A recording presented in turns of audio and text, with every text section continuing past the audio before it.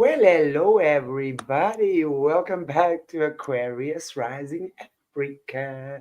And it's Thursday night, Dr. Dennis night. And we haven't had Dr. Dennis for a couple of weeks. I think we've missed him, right? But very happy to have him back in the Ara Studios with us this evening, talking about Skinwalkers, the Skinwalker Serenade. And with that, we're going to be talking as well about the infamous Tokoloshi, which is the South African skinwalker or African, um, that obviously part of the African myths, cultures, is a very well known Tokolosh, which is a very interesting little topic we're going to be delving into as well. But before Dr. Dennis comes on, it's Thursday, so tomorrow night I have Holly Baglio on again with me. Same time as what it is now, 6 o'clock South African time or Central African time. And guys, yeah, and then of course we didn't have Jessie on this week. She needed to take a little bit of time off, so we did the rerun again. We did the Wednesday loop, and so I hope you guys enjoyed that. But Jessie will be back with us again next week, and lots of other things on the horizon as well. But without any further ado, so stay tuned. That is, stay tuned. And welcome everybody, Jojo, Leanne, J1, and of course, Taram, Dr. Dennis. How are you? All right, you ready to delve into some skinwalker activity tonight? I tell you what, this is going to be a kind of a dark one. Definitely, this is dark magic stuff. Sorry, I put my thing on mute. It's crazy, actually, and especially when we're looking. I mean, I think every country, continent, right, has their own, call it genre, if you will, of these creepy creatures of the night. And I know that I here in South Africa, especially having grown up amongst the Xhosa people, right, the Mm-hmm. Tokoloshi was a very well known um, entity. Everyone knows about the Tokoloshi, but very few have seen him, though. That's the thing.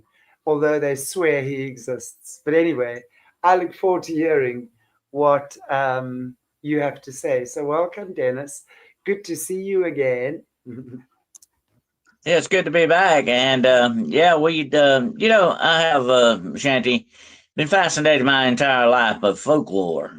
Folklore is it's part of our culture. No matter where you live in the world, you got different cultures, you got different beliefs, you got different stories that people talk about. And I said that on a podcast a few days ago that our real history books were written and began around the fireplace, around the campfires at night when people Yeah, told these stories. Yeah, and they're passed down from generation to generation before it was ever written down.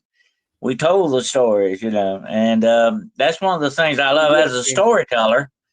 I love to hear other people's stories, and the things they've Exactly. experienced and all that. Yeah, Exactly. well, Shaggy, it's very much like looking through somebody else's eyes. You see what they see and what they've experienced, And I have, of course, studied these things for many, many years. And I have studied the folklore of the entire world. I mean, every culture I could ever find, I've looked into it definitely. And we're going to be talking about some of the African stuff here in a little while. But Africa, being such a large continent with so many different peoples on it, has a very diverse folklore. It's very interesting, and every region has its own certain particular beliefs. And the North Right. American continent is the same way. I was explaining this to somebody the other day since we're going to be talking about skinwalkers. What is a skinwalker? We're going to get into that in just a minute, but um, you talk about shaman, you talk about witch doctors, you talk about medicine men and all that. Now, the shaman is particularly found only in South America. Okay, that's the belief system down there. That's where you find the shaman. Of course, you hear this term knocked around a lot, but that's where it originally came from. Now, in North America, Right. amongst the indigenous peoples, you have the medicine man or woman, as the case may be. It could be a woman as well. They were medicine people, is what they were called, and they were like the second most important person in the whole tribe. By the way, only second to the chief, was the medicine person. And Exactly. oh, yeah, and I don't know if you know this or not, but a lot of the indigenous peoples of North America, which I have studied among them, I have actually had a lot of friends that were, Cherokee, the Cherokee tribe, and all that, and over the years, and I don't know, a lot of people don't realize this, but actually, you count your line back from your mother, not your father, but your mother. And that is the very distinct female line of the indigenous peoples of North America. And so, there was a lot of maternal stuff going on with that. And of course, a lot of the medicine people were women sometimes, not just men.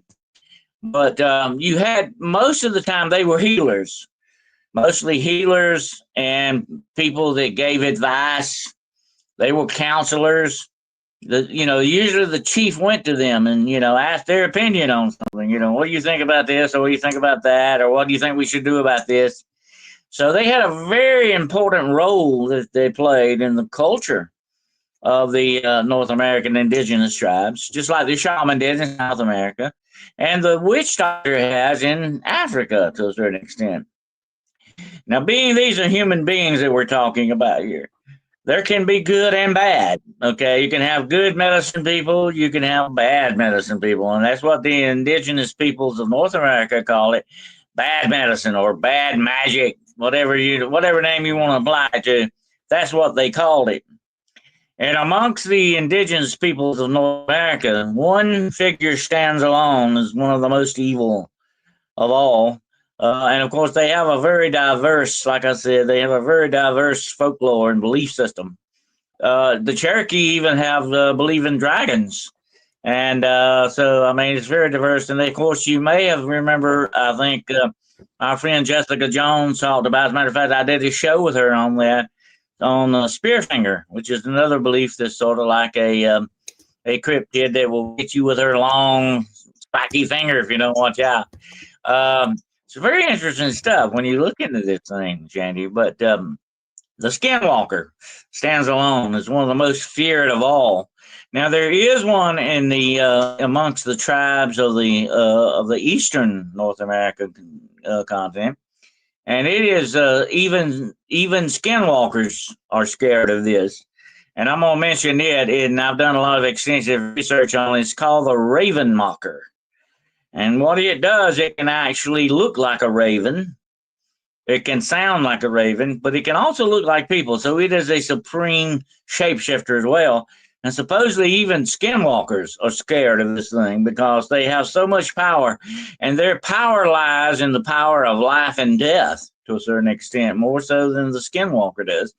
The skinwalker, and we've got to remember this when it comes to magic, dark magic especially, is concerned with changing or manipulating reality. That's what it is. And when you cast spells and hexes, what are you doing but you're changing the reality of something, usually propping up a lie. Okay, you're doing something that's out of the truthful aspects of this universe.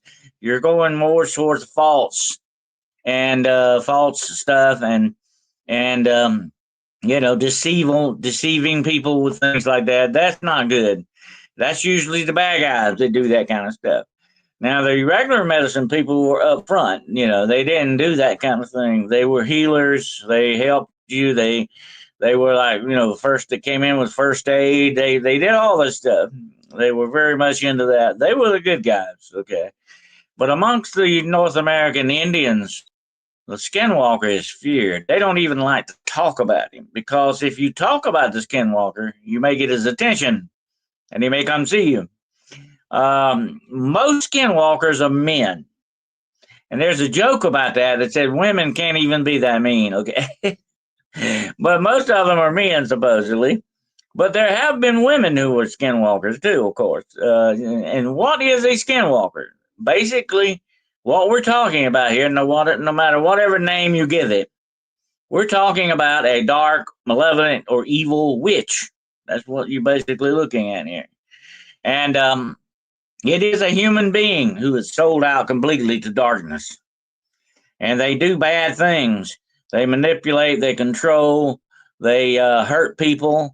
They do some very bad juju, okay, on people. And that's where the bad medicine thing comes in. But they can also take on different forms. Now, you might remember we did a show, a few shows back, where I talked about the 9 gates of black witchcraft. Those 9 gates, each one of those gates stand for a power that witches want to acquire. There are certain powers that they want to get. Shape-shifting is one of them. Invisibility is another. Being able to levitate or fly is one. Portaling, in other words, they can go from place to place through portals, or entrances and exits in the spiritual world. They have they want the ability to control people with their minds and control objects with their minds. So there are many different powers that these people look for, and they want to use mainly not only to control and manipulate people, but to hurt people as well. This gives them the power in many times of life and death. Now, the Native American Indians call this the Manitou. The Manitou is the spiritual aspects of things. You and I have a Manitou, plants have a Manitou, animals have a Manitou. That is the spiritual aspects of what Manitou is. Manitou simply means spirit. And the Skinwalker has a dark and evil Manitou. Okay, he's sort of in touch with the dark and evil things of this world. And the thing about the Skinwalker, Shanty, is that what people fear so much is he can transcend reality itself. He can show up in your dreams. He can come after you when you're asleep. He can come see you in different forms. You never know. There's been many stories about, I'll tell you this quick one. This is a modern story. I'll tell you a quick one about a Skinwalker where this woman supposedly, I think this happened in Arizona. She went one night to, her dog went out to do his business, and she let him out the patio door, she had a sliding glass door, and she let him out, let him go do his business. And she said, I went back to open the door for him to come back in. I heard scratching on the window, so she went and opened the door, let him back in. She said, what come in was not my dog. Something else came in that looked like my dog, but he wasn't my dog. And the reason, she said, here's what happened. It all happened very quickly. She said this thing that looked like her dog came in and just sat there staring at her and gave her a weird look. He didn't jump around like her dog usually does, you know how it is when your dog you come back in to see you, he's always happy to see you, and that's the interesting thing. She said the dog didn't do that. Just sat there looking at her, giving her kind of a very baleful, malevolent look, and she said the interesting thing about it is that this thing never blinked. The dog never blinked his eyes. It just kept staring at her very steady. And once she was looking at it, she said, what is wrong with my dog here? What's happened to my dog? And she's looking at the dog, and all of a sudden she hears scratching again on the window. And she looks over there, and it's her dog outside scratching on the window. And she opened the door, and the dog ran in barking. And that dog ran over the room and said the other dog was just gone. It was just gone that quick. And she asked me, she said, what do you think happened? I said, well, it sounds like you got visited by a Skinwalker. It looked like your dog was trying to fool you to get in the house. These things, very much like vampires, black-eyed children we've talked about, and other things like that, have to have an invitation to come into your house. I've had many stories where these Skinwalkers will attack people but never enter their house. They will circle the house, hitting on the house, banging on it, getting on the roof, walking over the roof, scratching the house, but they never get in the house because you have to invite them in. So everybody listening today, remember that. Don't be very, very careful what you invite into your house, okay? And this is even a well-known fact in Africa amongst witch doctors and stuff. You have to let this thing in your house. You have to give it permission to come into your life. And it can't have as much power over you if it doesn't. The more permission you give it, the more power it has over you. So that's very important that you remember that. You have that authority over these things, and they realize you have authority, and they've got to either get around that authority or use it against you. In other words, to get in your house. Vampires are supposed to do this. The very famous black-eyed children, even aliens that have been reported supposedly do these things too. They're often wanted to be invited in. Let me in, you know. So don't do that. And that's what happened with this woman. She let the Skinwalker in. She opened the door, let it in. And there are a lot of stories in the southwestern United States, which is where the Skinwalker is. And I'm going to tell you about the history in that in just a moment. But there are a lot of stories about that where they don't like to talk about the Skinwalker. You can go to a Native American and they said, oh, we don't talk about that stuff. You know, I've actually asked them about that on several occasions and got very little information that way because they don't want to talk about it. It's just something that you don't pay attention to. And that's what happened with that woman. When she opened that door, she allowed it in. And there's another Skinwalker trick that they do. They will knock on your door, wanting you to open the door. See, when you open that door, that is a silent invitation. That's a silent permission letting them in your house. So I'll often warn people, it's a good idea, even in, with human beings, not to open your door unless you know who's on the other side of it. Okay, without a doubt, be very careful with that. Because there are some things you definitely don't want to invite in. But, and the reason we call the show today the Skinwalker Serenade, that people, when they are attacked by these Skinwalkers, they say they will hear drums in the distance, drums being beat. They will hear chanting. They will hear screams. We call this the Skinwalker Serenade. You hear these noises, you know a Skinwalker is usually in the neighborhood. And it can be like a howling dog, but it won't sound like a dog. It will sound more like a human screaming or howling like that. So you've got these different things that go on with the Skinwalker. That's why we call it the Skinwalker Serenade. You do never want to hear the Skinwalker Serenade around your house, definitely. That means they're definitely paying you a visit. And the thing you've got to do after you've had any kind of interaction, Shanty, with Skinwalkers, and that goes with witch doctors, that goes with the bad shaman, wherever you're at, you immediately need to get your living space blessed or cleansed. And however you need to do that, whatever your belief system is, inclined to that, you use holy water or salt or whatever it is that you use to cleanse. But you must also include yourself in that, okay? Because the influence of these evil things can linger on you. I've had a lot of people tell me they have interaction with Skinwalkers, that these things will haunt them in their dreams. And they get to the point where they become very paranoid about this because they're always looking. What was that? What's that noise? What's that sound? They're always looking after these attacks for the Skinwalker to come back. It's like a feeling, it's kind of like what happened to me when I met that vampire girl. I came away with a very weird feeling that one day I would see her again. And that's the way it goes with the Skinwalker. Once they attack you, you're always thinking in the back of your mind, they're coming back. They're coming back. They're going to make a return visit, And so that's one thing you kind of got to deal with, the psychological aspects of this, okay? And how they can work on you. Because the Skinwalker has one very important weapon, Shanty, that he uses against you, and that is fear. Fear is what he uses, okay? Fear is their number one weapon, not only to make their curses and hexes work and to make their power work, but also their control over you hinges on that aspect of fear. And a lot of things in this world use that. The witch doctors of Africa are very well known for that. They are legends, and they want to be legends. They want to be feared because that's where a lot of their power is, the belief system in that. The more you believe in what they can do, the more powerful you make them. That's just the way these things work. Now, when it comes to the skinwalker, and I'm going to explain this a minute about the skinwalker, you hear this term thrown around a lot, especially in the United States. Skinwalkers here, skinwalkers.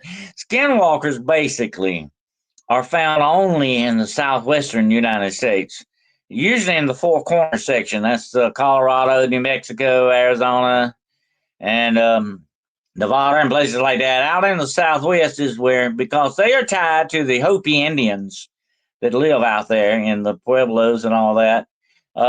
They're tied in directly to their belief system. They call it the Unatalushi is his name. The Unatalushi is a skinwalker. That's Hopi for skinwalker. It is feared. It is feared by these people because of the powers that it can do and the bad things it can do to people. But now people throw this term around a lot, and especially like in the Appalachian Mountains and in the Colorado, the Rockies or whatever. Skinwalker. They don't really know what they're talking about. They're talking about witches, okay? Witches that can do shape-shifting stuff. That's what they really are. The skinwalker is found only in the southwestern United States. When you get into Appalachian Mountains, places like that, they're witches. That's what you call them, witches. And that's what you get in Africa, even in South America as well. These people are witches, what we would term witches. Okay, that's why you call them a witch doctor. Is called a witch doctor. Okay, but here's the interesting thing about the witch doctor. It has more. He is more, so to speak. He's got more magic attributed to him in some ways. Being it's a dark magic. Okay, as the witch doctors do.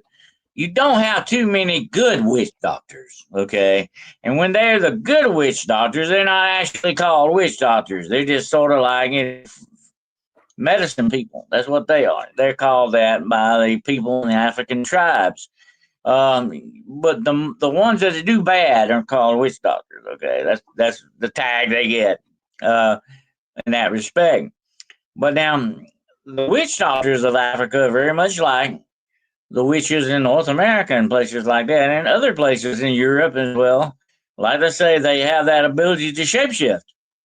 Now, we mentioned earlier the Tokolishi. The Tokolishi is an interesting thing. It is sort of a creation of the witch doctor.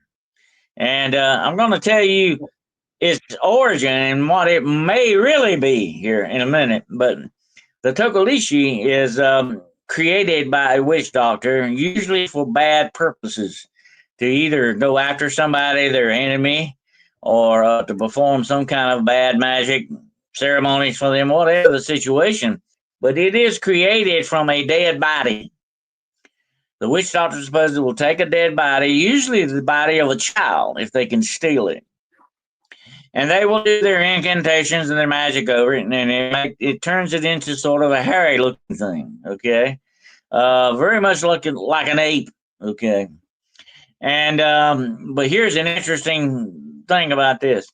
They will drive nails in his eyes and in his head.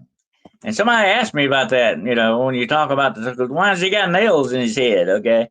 That's an interesting fact that they believe with their magic system that placing those nails in the eyes and in the head is keeping the spirit inside the skull there. And they're keeping the spirit inside this thing, and it can't escape through the eyes or the head or whatever. And it's sort of the nail is sort of saying, hey, I'm going to nail you to this, and you got to stay there. That's the way they look at it. And that's why the nails are put in there. And here's an interesting side note for you there, Shanty. Actually, there was a case, and I think it was, I think our friend Jessica Jones also did this, where they found these dolls in a cave, and they had nails stuck in their eyes. They had nails even in their eyes and their head. And when I heard that, they were wondering about that. So when I heard that, I said, oh, God, that sounds like the Tokolishi, That sounds like what, African magic here. And I have to wonder if maybe, some of these things were made by African slaves or something that were there. It's a possibility because the African slaves brought their religion from Africa to the United States when they were brought over. That includes voodoo, hoodoo, Santeria, all their different religious beliefs. And I guarantee without a doubt these people, knew about the Tokulushi, that's the interesting aspect of it. But that nail, when it's driven in, that nail actually represents power over that thing. See? And they can send the Tokulushi Right. after you to kill, to assassinate people, to steal things for them if they want to steal something, or if they want to leave a spell. In order to cast a spell or hex, you got to leave a piece of that spell on their property. It's got to belong to them. We've talked about this before. You have to be very, very careful what you take from people. If it's something very bad you don't want, once you take it, it's yours. That's it. It belongs to you. If it's in your house, if it's in your automobile, if it's on you, it's on your property, it belongs to you. Okay. Evil recognizes this. Okay. The darkness recognizes this as another part of authority that we talked about earlier. What you bring into your life is what you authorize. Okay. Whatever it is. And that's why your mother always taught you not to take things from strangers. Okay. It's a good idea not to, because a lot of people have taken curses and spells by doing that. That had been given to them. And in order for certain voodoo spells to be cast, you've got to leave some kind of token there in that place. You got to give that person some kind of token. And you either give it to them or leave it in their house. And that's why I warn people, Shandy, it's a good idea every now and then to take inventory of your house. Look around, make sure there's something that everything is supposed to be there is there, and not something else that you don't know about, because they can leave things in your house. And the Tokulishi is used for that purpose. It can sneak into your house and leave the spell or curse on you. So that's another thing that they use this servant of darkness for, against people. But now let me tell you what a lot of folklorists think about how the actual origin of the Tukulishi began. Because the only way you can keep yourself safe from the Tukulishi is to not sleep on the floor. You got to sleep in a high bed. It can't reach you if the bed's high, okay? That's the only way you safeguard yourself. Of course, there are other tokens too. You can get charms and talismans from witch doctors to protect you. But this is the main thing that people in Africa say: you don't ever want to sleep on the floor, because the Kukulishi will get you. Okay, so you need to be in a bed house. But it's also now, you need to have bricks. You need to build your bed on bricks. It can't. You raise your bed up. Climb up the bricks for some reason. That's what the myth says. So as long as, and yes, absolutely not on the floor, but not on a normal bed with wooden legs or steel legs or whatever. The bed has to be on bricks. You got to raise the bed up with bricks. Yeah, the bricks are very important. Supposedly they don't particularly care for the bricks, because you can't get a good foothold on to climb on bricks like you can something else. Supposedly that's part of that. Another thing about that is that there was a fear of snakes. Sleeping on the floor, you might have a snake crawl into bed with you one night or something. That was another reason why they didn't want to. They thought it was just bad luck, not a good idea to sleep on the floor. And here's one more they think. Now, this is what folklore think. The reason this got started is that a lot of the huts that they slept in had a fire in the middle of the hut. That's where the fire was. And if you slept on the floor, you would get a good dose of carbon monoxide from that fire. So the story is that the Tukalushi will steal your children sometimes and take their spirits away. In other words, they find children dead by the fire because they actually died of carbon monoxide poisoning. But this was to explain what happened. They didn't understand what was going on, with that. They thought it was the Tukalushi that did this, okay? And here's the interesting thing about witch doctors in Africa, and I find this very fascinating. I've studied a lot over the years about the witch doctors, because they are into everything. They're very political too, by the way. They are a political power in Africa, okay?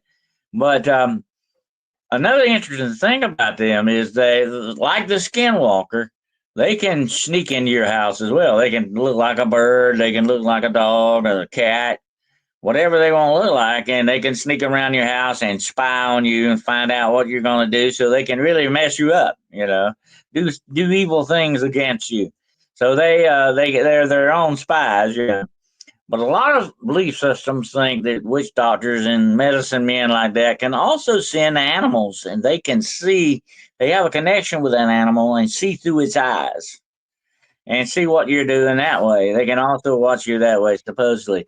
So the power of the witch doctor is very large because they're always looking and watching things and all this, and they're out to do bad things to you. Okay, that's the way they go, and and that's the power that they use on people and all that. And so the Tukalushi goes in with that too. But also, and I've been studying about this. Are you familiar with the night walkers? Yeah.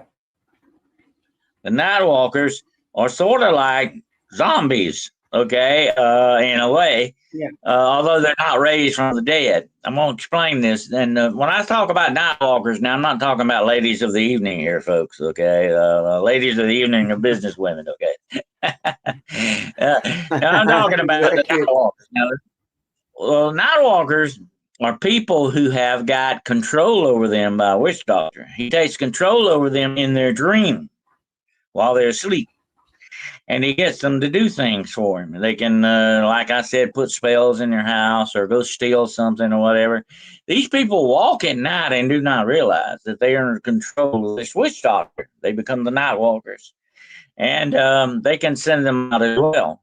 So if you don't have a Tukalushi, you can turn somebody into a night walker, which is very much like a zombie in some ways, although they never died. Zombies are supposed to be dead, okay?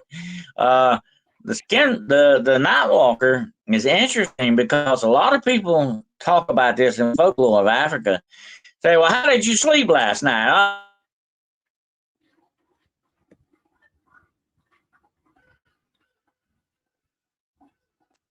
I had a bad night last night. I didn't sleep, I didn't. I was restless, had bad dreams, and you know what they say? Well, you might have been on a night walk last night.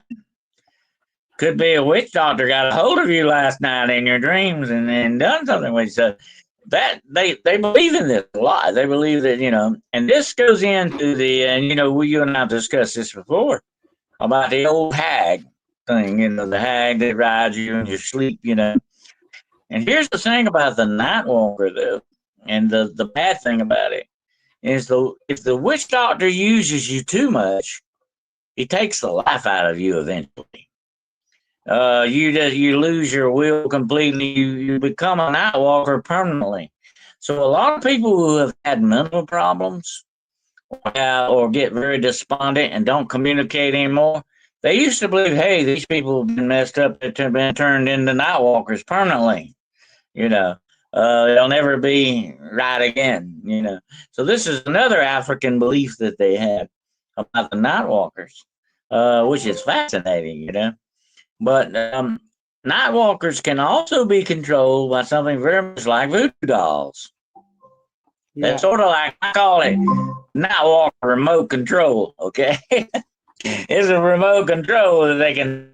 So if a witch doctor turns you into a night walker, Shanty, he's got a doll of you, probably got your hair on it or a piece of your clothing.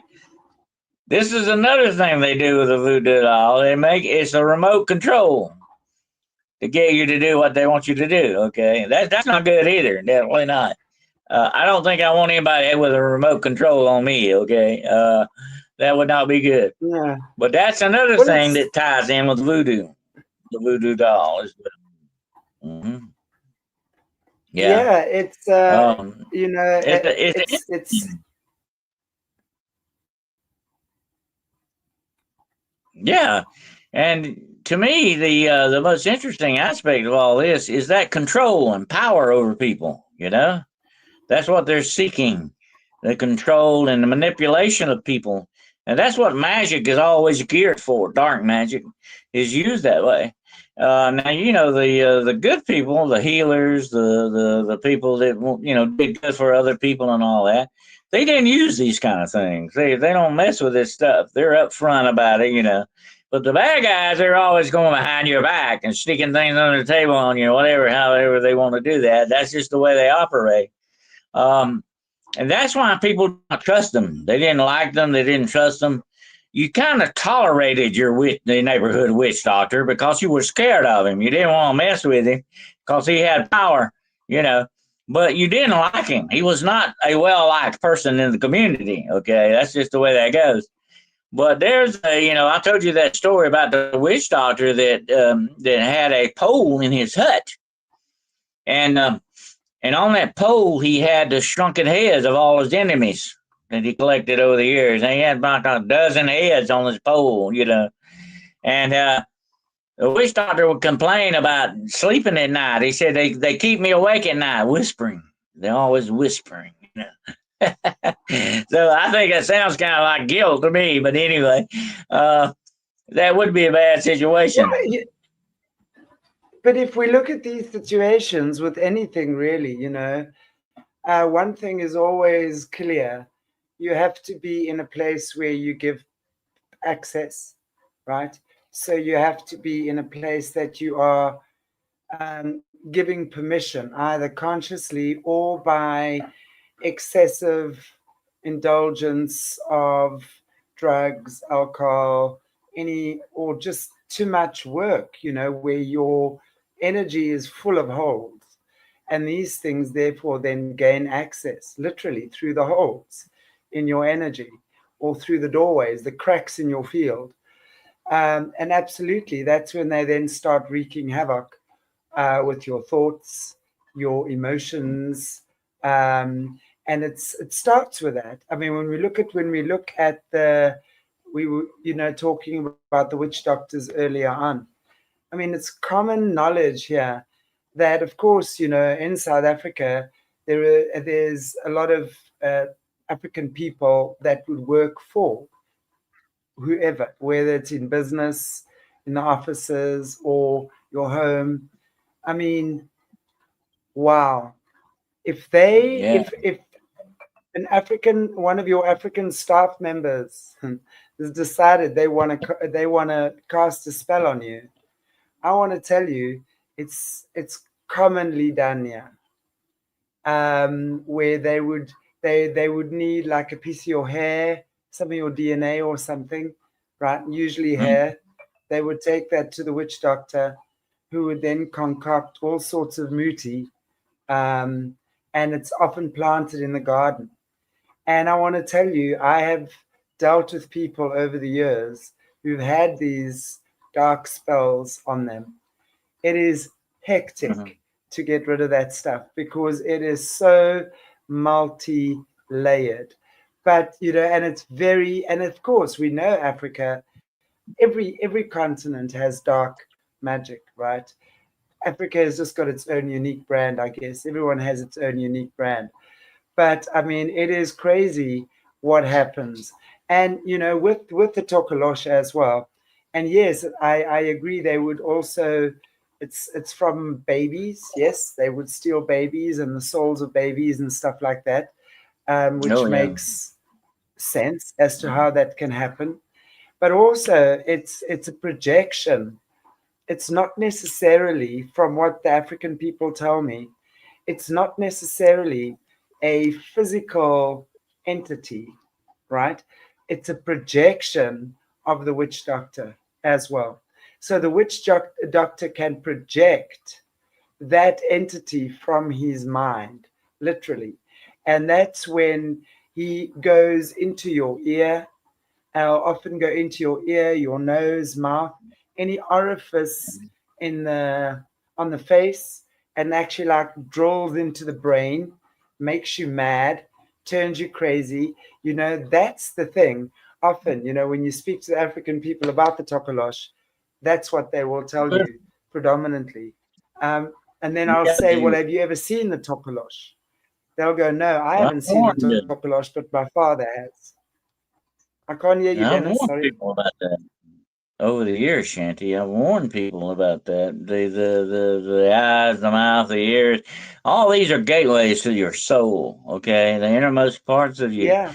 And what you're talking about with these witch doctors, they are able to project their mind power, their psychic power over distances and stuff to do certain things. They can actually look in, they have fire spells where they can turn the fire into like a TV and watch things. They can do all kinds of weird stuff with this. But it used to be once upon a time, like say, if I want this man or this woman to fall in love with me, I'll go see the witch doctor. The witch doctor will fix me up with that. Or if I want to get some more money or I need some money, I go talk to the witch doctor.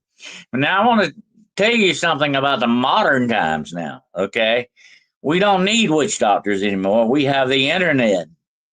And I don't know if you realize this or people know this, but you can go to Etsy, you can go to places like that on the internet and actually buy all the spells and curses you want. If I want to curse you, Shanty, all I gotta do is get on Etsy, and for like $5 or $10, I can buy a curse to go on you. And the witches will guarantee it too. They give you a money back guarantee on some of this stuff. This is modern witchcraft, folks, that we're living in now. They're bypassing the witch doctor now, going straight to the curse work. That's interesting. And as a matter of fact, I heard somebody talking about this the other day, that you can actually go on, you can go on TikTok and things like this and even find free spells. People put on there, here's how you do this curse, or here's how you cast a spell for this. They show you how to do it. So you don't have to worry about going to buy a witch anymore. You can be a witch now, as long as you've got an internet connection. Yeah, that's true. I mean, I see a lot of stuff on YouTube actually. Obviously, with my shows having the content that they do, there's a lot of this kind of stuff that comes up on my newsfeed. And then there's this ex Santorini witch, or she says she's ex, but apparently not. But she will, which I think is actually very helpful, because it's like there'll be like a topic she does, and she'll say, how do you know if you've, like, for example, got a spell on you? Like, there'll be things that appear, and that's very, I think, helpful to know that stuff. But then it'll also be how to cast love spells, how to get back at someone for doing X, Y, and Z. It's like so pathetic, though. I mean, if only people can realize the minute you engage in bullshit like that, you actually spell casting yourself. There's a beautiful saying that goes, what you've consumed will consume you. So whatever you've done in life and whatever you've taken, it's going to take you too. So it's so stupid to do stuff like that. And it's amazing to me. Honestly, it is amazing to me that people think, intelligent people think about that. You mentioned that's consume. the way to go. Yeah. Consume things. A lot of witchcraft is the gateway to witchcraft are drugs. Certain drugs that you use that expand your mind, they open you up to some of these things. And that's why I warn people about the misuse of drugs, alcohol thing. Alcohol is nothing but a liquid drug, okay? That's basically what it is. You got to be very careful if you misuse these things for wrong purposes. They can open you up to spiritual forces. They can open the mind. They can open the soul up if you're not careful. But that is a premier thing of witchcraft. They use a lot of drug stuff. The bad witches, the dark witches use a lot of it. The so-called good witches are using certain plants and stuff to do good things with it, to heal people or whatever the situation is. But the bad ones, and they get all the publicity, by the way. They do all the bad stuff. People talk about them more than that, the good ones. But they are definitely tied in with a lot of drugs. And a lot of those drugs, unfortunately, Shanty, are poison. They're poisonous drugs that they use, like nightshade and belladonna. The list goes on and on. It's a long list of poisons. And these poisons may not kill you outright, but they do certain things to you. Like right offhand, I think about, I don't know if you're familiar with the angel trumpet plant. The angel trumpet plant was actually derived from what in the southern United States is called a ghost plant, and it's a big white trumpet-like flower. It grows wild out in the pastures and fields. And the farmers used to walk through the fields every day and look for these plants because they didn't want your cattle to eat them. They would go crazy if they ate this stuff. That's what we also got the term loco weed from. That's what that is, loco weed. It makes them go crazy. And a lot of people now have cultivated the angel trumpet plant from this, and it's gotten bigger with bigger flowers. But guess what? It's more poisonous. Also, you better not handle it with your hands. If you're going to handle this flower, you need to handle it with gloves. You don't even want to inhale this flower around you in any way. You don't want to burn it in a fire, because it has very, very bad properties. And one of them is just like the cattle that eats it. You'll go crazy. You have hallucinations. You see things that aren't there. It's very psychotronic type of a drug. This witchcraft is known about this stuff for eons. Okay, this is what they use. This is a big part of witchcraft. Part of the spell and hex doing stuff the work that they do. But we have to be very careful about that because Dennis, I want about that. Yeah, you don't want to eat. You don't want to eat dinner with a witch. You don't want to eat dinner with a witch. Sometimes you don't even know that you're having. Sometimes we don't even know we're having dinner with a witch. But this comment here by Mama Leona, she says, yeah, but you can use them for good or bad, best pain medicine, and nobody knows that anymore. And I'm going to agree with that because I think, when we're looking at, for example, Jessie the Botar, when she does decodes and things on the system as well, one of the big things they obviously use is apothecary, right, which is the concoction of herbs, plants, etc. But literally also you can use it for poison. Yeah. So, you got to be very careful how you mix it. You got to be very careful how you use it. That's what I'm saying. Yeah. If you could go too much with it, you could kill somebody. You could poison them, or you might could cure them. Okay. The ancient Egyptians knew about willow bark. You know what comes from willow bark? Aspirins. That's where you get aspirins, from willow bark. Ancient people knew a lot about these flowers, and so does witchcraft. They know exactly what you do to mix these concoctions and spells and all that. Witchcraft would have stolen that, though, because if we look at God's gift to us, which is nature, nature is God in action, right? So when we look at nature and the plants and the healing medicinal properties that nature offers us, right? Our food, absolutely, in terms of fruit and vegetables, is literally, nature's offering for us to survive. And it's exactly the same thing with plants. But unfortunately, part of the brainwashing has been over the years that anything medicinal is bad and it's witchcraft and must not be done.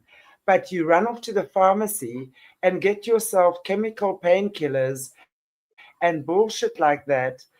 And yet people will take that, but when you tell them about lavender oil, they've got to Google the side effects. It's amazing for me.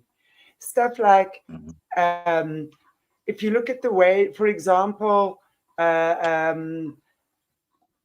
essential oils, natural oils, you will see by sniffing, like when they've taken photographs of the brain, for example, after you have sniffed certain oils, you can see which part of the brain is activated by that fragrance and what healing and it brings in.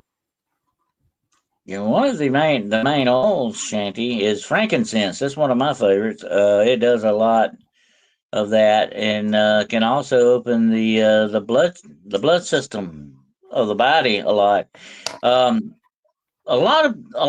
knew a lot. The ancient peoples knew this. Here's the problem: when mankind got in trouble, is when he started trying to make his own medicine. Okay, instead of using what's already here, was made by a creator for those purposes, they bypass the creator and say, "Oh, we can make our own medicine here," and that's where you get the side effects from. But You get the bad stuff from that but kind of hang stuff. on, Yeah. it is. But hang on, that's exactly what modern medicine does. Yet the average person is a slave to modern medicine. It's the big pharma is witchcraft at its best, its finest. It has taken every conceivable chemical that is destructive to human nature and the human body and put it into, let's Well, not even talk about the amount of vaccines and things that you gets got put to look at into. it this way. Yet You got to look at but it this hang on, way, let me just Shanty. finish because just hang on, Mm. because when we take that and when we look at what they're doing with our chemical medicine, that's the cabal in action. They have taught us, and we have been over time, have been taught that natural medicine does not work. Natural medicine is pathetic. Plants don't heal. That's just nonsense, right? You have to take the hardcore stuff in order for us to survive.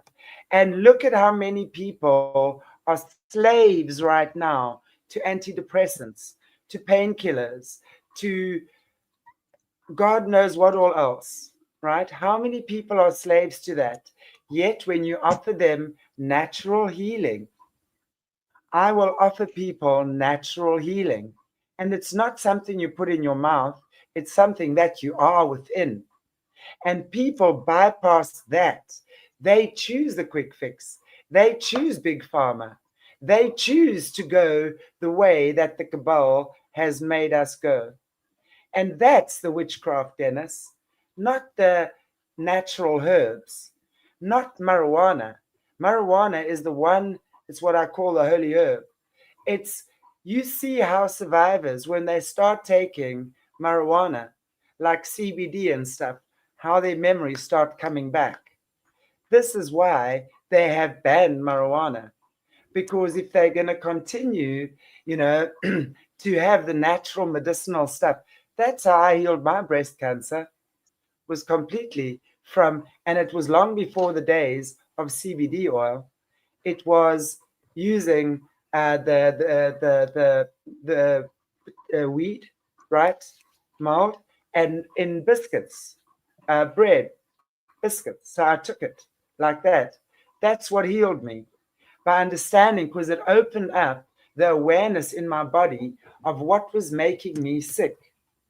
And like a lot of people, for example, who will take marijuana or CBD oil or something like that, they go freak out. Oh my God, it's making me paranoid. It's making me paranoid. I'm going, no, it does not make you anything. All that it does is brings up what's already in you. And that is your opportunity to heal what's creating your paranoia. But most people suppress that. And that's what Big Pharma does. Painkillers are exactly that. It kills the pain. Your body is telling you something through the pain. And we choose to ignore it by taking painkillers. Do you see what I'm saying? I'm not saying that there shouldn't be doctors or surgeons. Thank God, because if I'm in a car accident or my child's in a car accident or anyone I know and love, I would want to know there's a surgeon that can help you and that maybe at this point anesthetic is the answer. But in my opinion, it's got to be done in such a minimal way, and the natural stuff has to start taking over again. And it's like not just that, but it's sound healing. I mean, I work with Tibetan singing bowls. You must see how my mother has healed through that. You want to see the release of entities through working with sound, just the vibration of sounds, because the entities can't deal with the vibrations. They can't, it's too high for them. So they immediately release or dissolve. You don't need antipsychotic meds once you understand how it works. And that's what we've got to go back to, is going back to our natural ways. and not going back to the things that kill our feelings and our emotions and what's happening in our body. So I'm very pro natural medication for sure. Big pharma, there's your witchcraft, in my opinion. Sound is the key, yeah. I was going to make the opinion too that really, if you look at it this way, okay, pharmaceuticals are practicing their own kind of witchcraft. All right. I mean, they're mixing the chemicals up, they're mixing the stuff up to do the things they think they're going to do. So they are manipulating and controlling. And, that's what I said Well, about dark magic. look, You know, but look who Big Pharma is. Look who Big Pharma is. It's the greatest evil lords on the planet. So it's the greatest Satanists on the planet who are Big Pharma. Why are we even thinking that Big Pharma holds the answers for healing? They might take away the edge through a painkiller or an antidepressant, might take away the edge and allow you to live in relative comfort for a short space in time. But you look that is what enables you to exist. You exist then and you don't live. When you move through your depression, when you see what has created your depression to begin with, that's where the healing lies. That's where the alchemy and the transformation lies. When you face your depression right up front, when you face your pain face to face, and you're willing to heal it, you're willing to bring things into balance, that's the healing, not Big Pharma. Big Pharma is the worst thing ever. I will minimalize whatever. I mean, I'm not going to lie. The only thing I have in my medicine chest is Panado. Panado is like a generic painkiller. So if I really need a quick fix and I can't do anything else in the moment, I will take one. But my point is that Big Pharma are the ultimate witches and warlocks. That is the ultimate control over our health. And they've made it so easy for us to not look within and do our own inner healing, because our bodies are designed to heal themselves.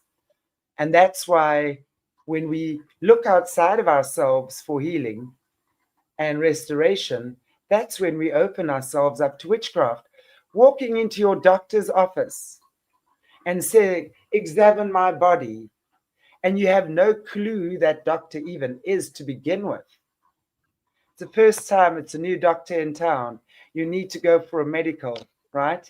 You have no idea who that doctor is. You walk in there trusting because he has a doctor ahead of his name. That's our problem. That's our problem. We've given our power away to people who we think know better than us, who we think know better than how to heal your own body. No one knows better than you how to heal your own body. So I think, it's massive witchcraft, Dennis. It's not just on Big Pharma are the ultimate witches. So if we take in anything from Big Pharma right now, we're under their spell, right? absolutely. That's what I said about the real spell casting, the real witchcraft manipulates reality, changes things, controls things.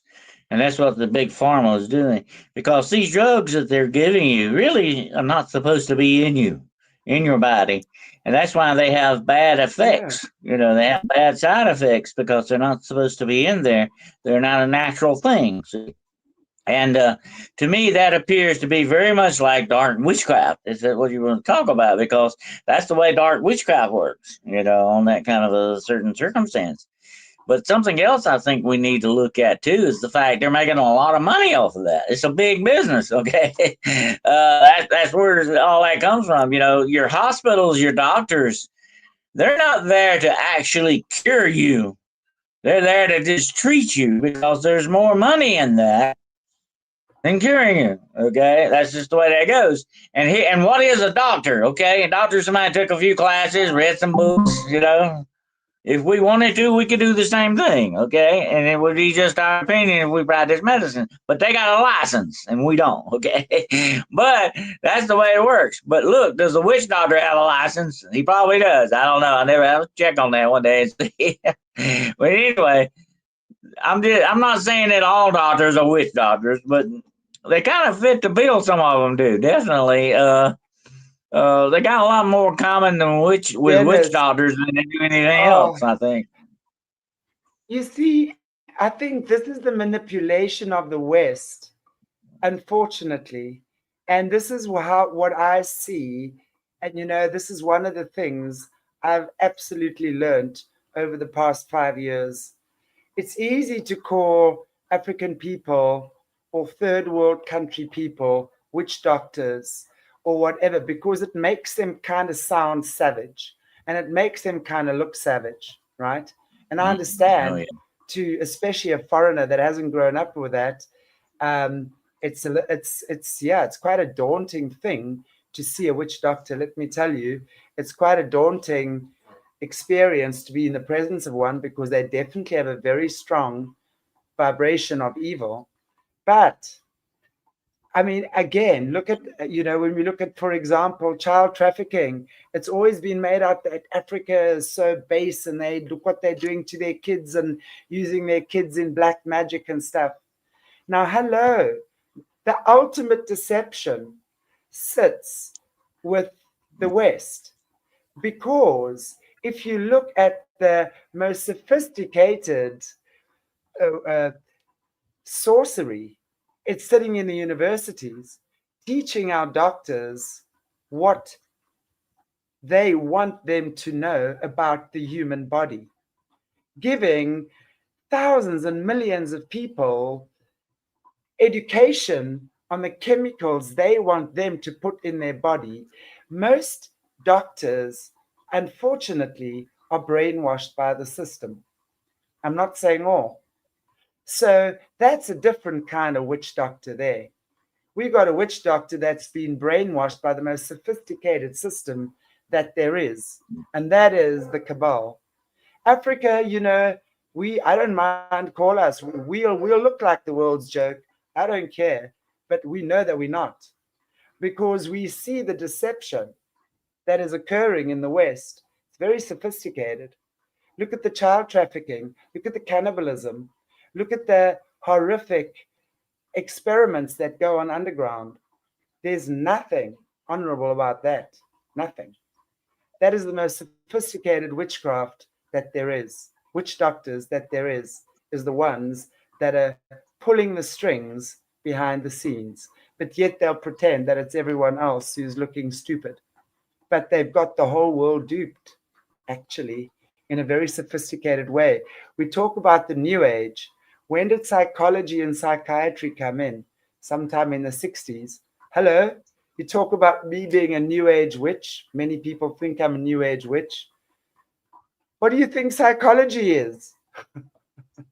What do you think psychiatry is? It's all New Age information regurgitated through the universities and put into a textbook and given you a very limited understanding of the human mind and the human psyche.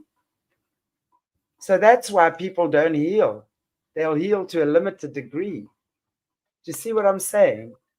It's such a broad thing. You speak to Jerry Marzinski, who's taken on Well, Big Pharma, and he talks about schizophrenia and how that's DAOs, but schizophrenia is not voices in your head, it's entities in your body. So when you start understanding how to raise your frequency, the entities no longer attach. And yeah. and and the medications suppress you. They keep for to a point they'll keep you a little bit higher, but they take you down again. It's like going on a Saturday night partying and you snorting a gram of cocaine.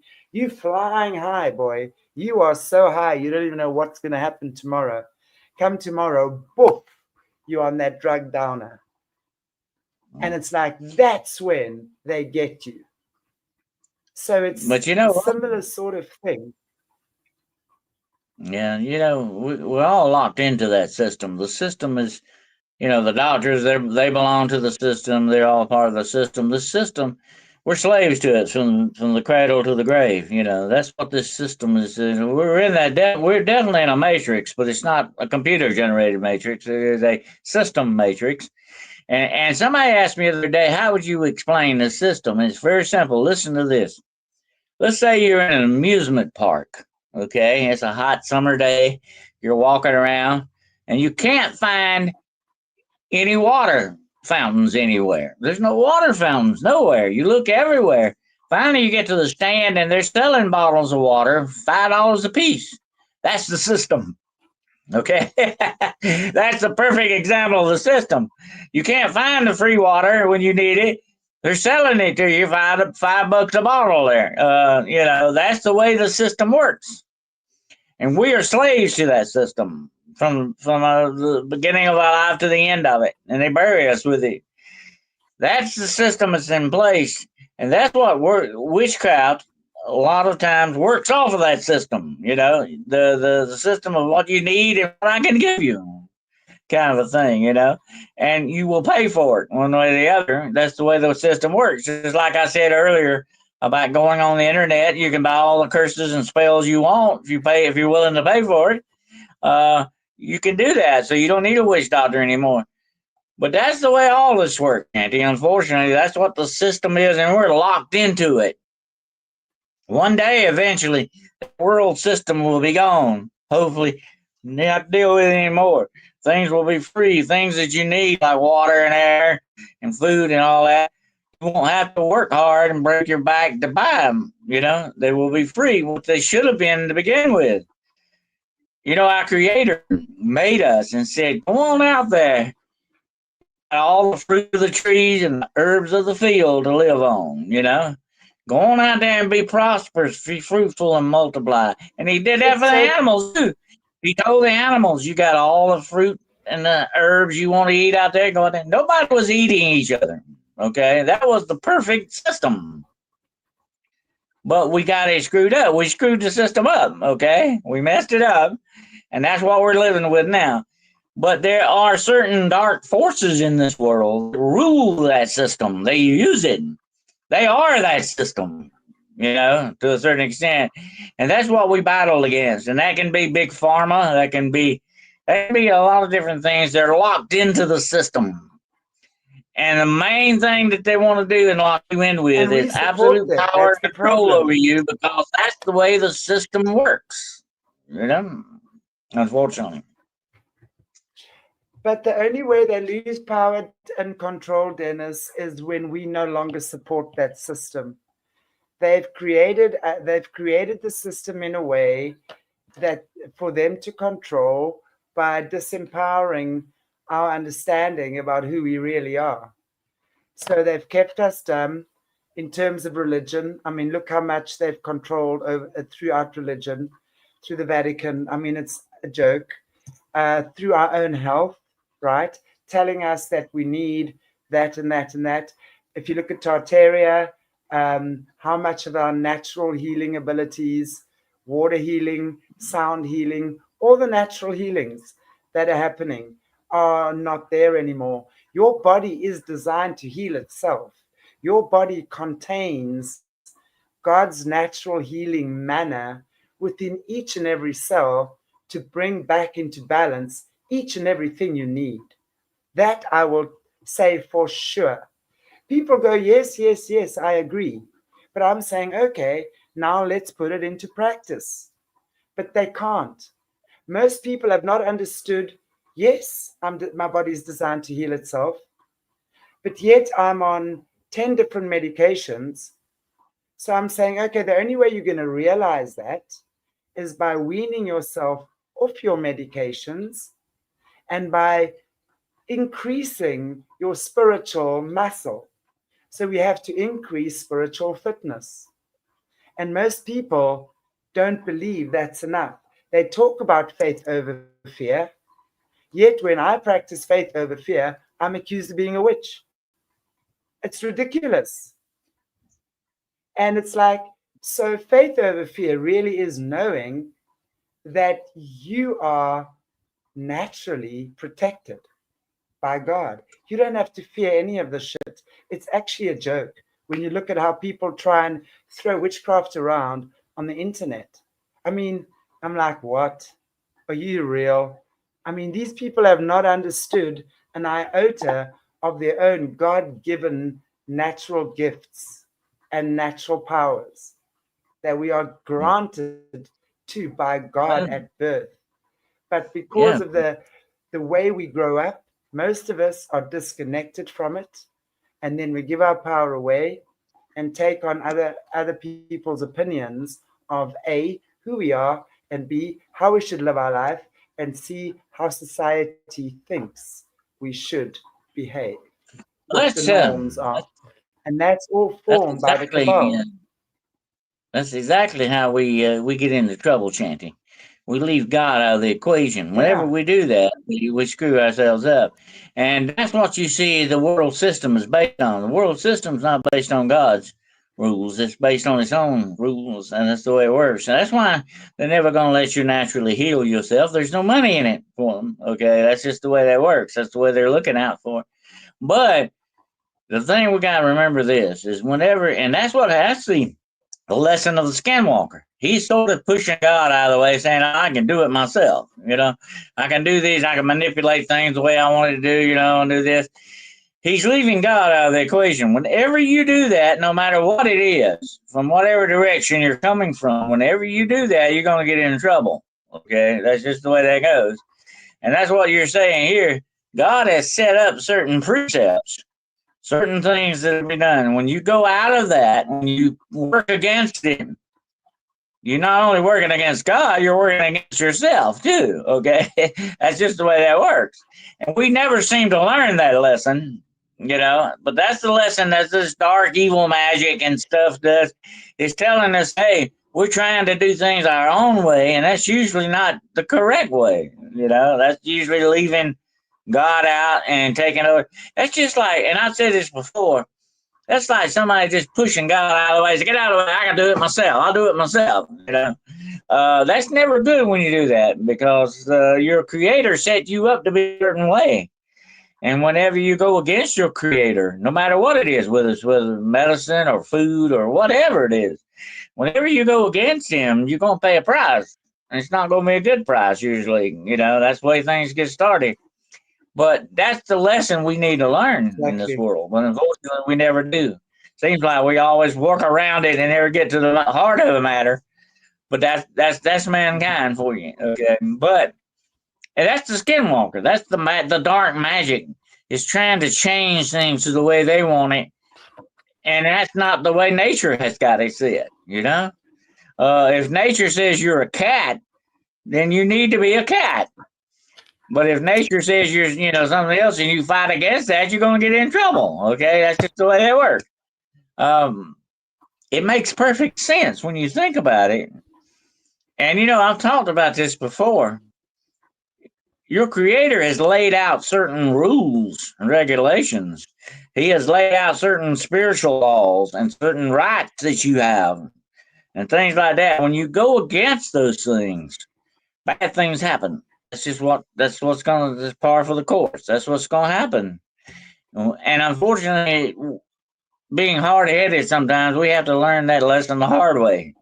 Sometimes, unfortunately, but that's the way it goes. But one day, when this world system is no longer in place, then you will have very much like heaven on earth. You won't have that thing. But right now, and here's the bad thing about the world system: instead of fighting it, instead of working against it, we are for it. We're helping it out. We're participating in it with it, And until we break that chain, you're gonna always have that world system in place, Until that chain is broken. So the day comes when that's broken, we're gonna be slaves. We're gonna be chained to it, unfortunately. And here's the bad thing: it's one thing, Shanty, to be a slave. It's another thing to be comfortable with it. And that's unfortunate. You don't ever want to be comfortable with slavery, okay? But unfortunately, we are with this kind of slavery anyway. Dennis, It's ridiculous. I mean, everyone says they don't want to be a slave, but yet they are slaves of the system. And that's exactly what I'm talking about. The way we set ourselves free, the way that the system crumbles, is to not participate in it anymore. When we realize how we're participating and to what extent, hey, to a degree, we all have to participate because we've all currently chosen to be part of the participation right now. Otherwise, we wouldn't be here. But if we want to get out of this cycle of, you know, earth and hell, hell, hell, because we create that through our own choices and actions, you know, but by choosing fear to stay in your little home and take your jab and all of that is participating in fear. That's participating in the evil. And that doesn't mean that you are doing evil. It means that you are allowing yourself to be a puppet for evil. And that in itself is what we need to look at. So are we actively participating or are we passively participating? Because they would not be having us by the short and curlies if we were not participating, whether it's active or passive. Look at just the women's beauty industry.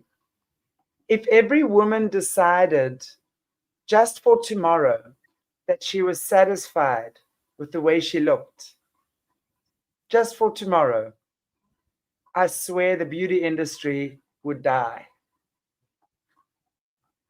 But Oh again, yeah. standards are given to us, and that's witchcraft. That's witchcraft. Beauty standards are given to us by the puppets, and we run along and buy every conceivable anti-cellulite cream that you could possibly imagine. I don't even want to think how many of those manufacturers have laughed their heads off at women for buying these heavily expensive products, and there's probably nothing but sugar in there or something, you know. They're buying these products to look better, feel better, but not realizing that is something that comes from within you. When your heart is happy, your soul radiates. You radiate. You don't care that your nose is skewed. You don't care that, I don't know. Well, You are just happy that your body is, don't healthy don't and alive and you live this life. don't misunderstand me now. I'm not saying that makeup is witchcraft. It's not. I mean, it's not. But there is a comparison there. I mean, witchcraft is changing reality. Okay, it's manipulating reality, and you're doing that with makeup too. Okay, but it's still not. It's two different things, though. It's not witchcraft. But if you're happy with the makeup, that's the main thing. If it makes you feel better about yourself, if it makes you happier, that's good. So that would be a good kind of But witchcraft, would it not? If it were a witchcraft, we but we've been it's not that's what though. I'm saying. We've Yeah. we've been programmed to believing that the way we look is not enough. Hmm. That's Yeah. my point.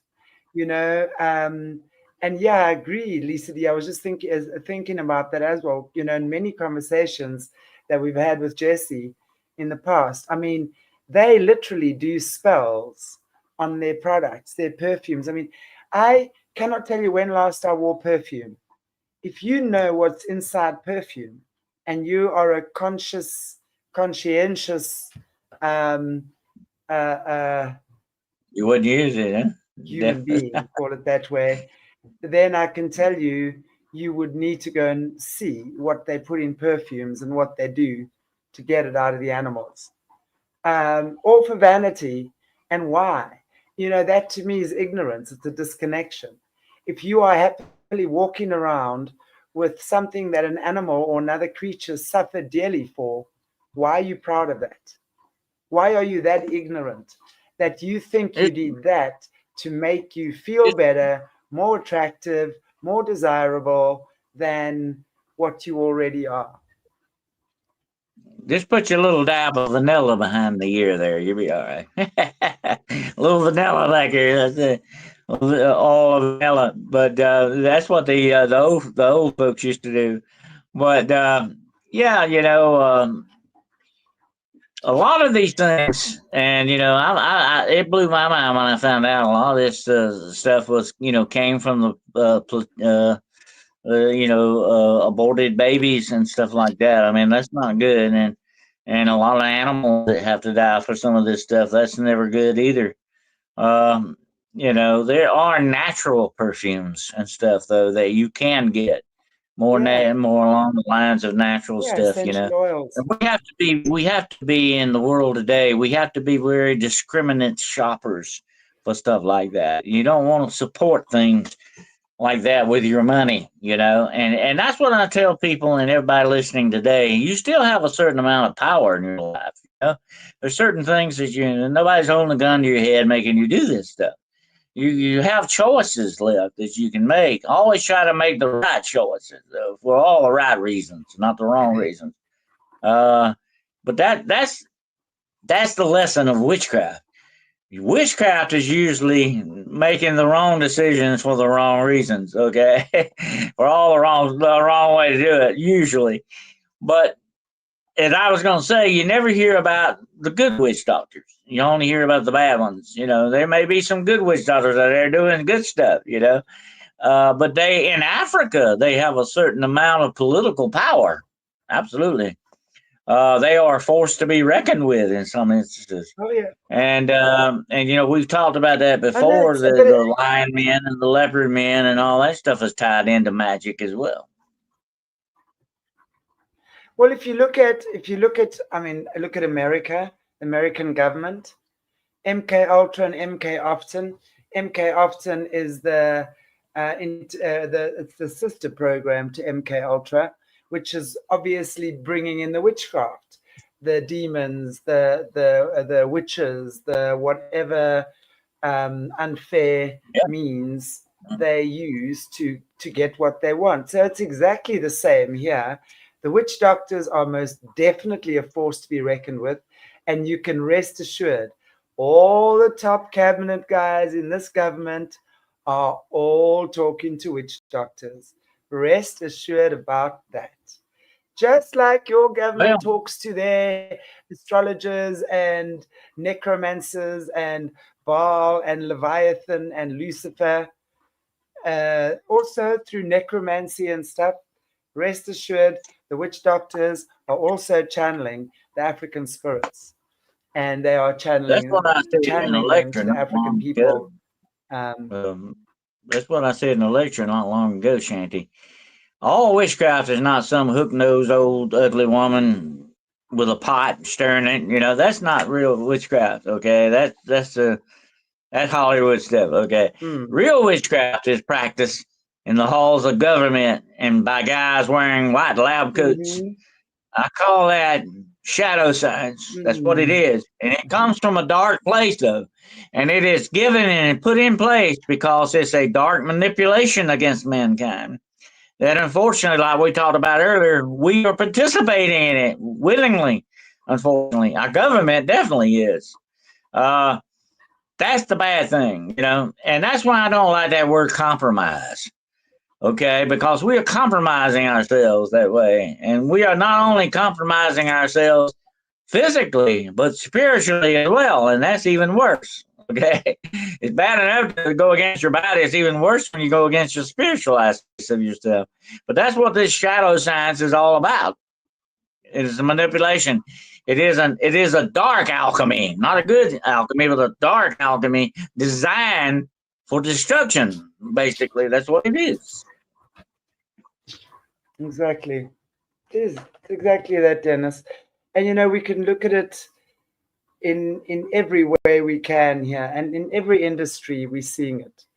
We're seeing it in, as we know, the beauty industry, health industry, everything. So Yeah. it's It here runs all around. every aspect. Yeah, it's in every aspect of our society, unfortunately, and it's been integrated in there, and that includes AI and other things as well. Because unfortunately, the human species is not perfect. We're going to mess up everything we usually do anything with. That's just the way we do, and that's what I told somebody the other day. I could see AI doing some wonderful things if they would apply it that way, but it's not going to probably be applied that way, unfortunately. That's just the way it goes. That's the way we work with this shadow science. And I think a lot of this shadow science was given to us for very nefarious and bad reasons. And like I've often said about the forces of darkness, they take your hope and give you the rope. They want you to hang yourself. That's what they're all about. Okay. And unfortunately, we choose the rope more than we do the hope. Yep. Oh, Dennis, what a lovely show we had again tonight. And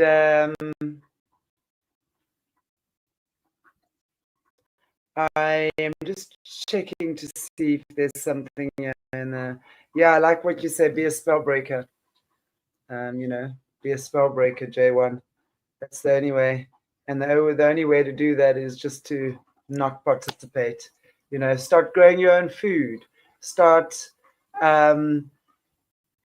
working with your community. Barter amongst each other. Trade with each other for food, for stuff. I tell you, we're doing it here. It's amazing, actually, in the little community I live in. We're cooking, boy. We always in amongst each other, talking who's got what. I've got this.